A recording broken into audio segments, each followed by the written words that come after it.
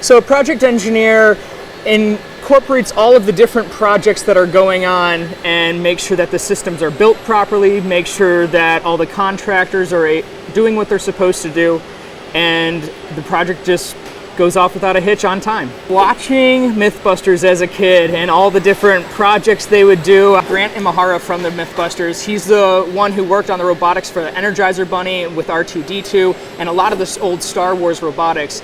That to me was just so fascinating to see how they were able to take science and math and equations and chemistry and turn it into these fun, explosive ideas and just crazy, wild projects that filled me with joy and was a blast to do. So probably my favorite project growing up that went really well, I turned an old VCR into a hoverboat in the pond that we had in the backyard just by manipulating the drivers and the direction they'd go, putting propellers on them. So that was probably one of my favorites.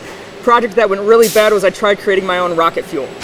And I learned the flash point is a lot lower than I thought it would, and the basement was filled with a bunch of smoke and my parents were freaking out. My personal belief is that the world honestly should be eating as healthy as possible. It's not very hard to eat healthy food. Unfortunately, it's just very expensive to eat healthy food. And a lot of times now, we don't even really know where our food's coming from.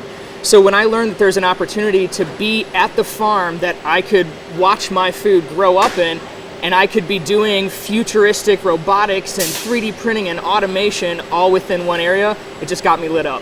Everything we're doing is changing the world. I come into work and I know that every time we transplant lettuce or even sweeping the floor, we're building a facility that's going to provide healthy, nutritious, and affordable food to the entire world, no matter where they are.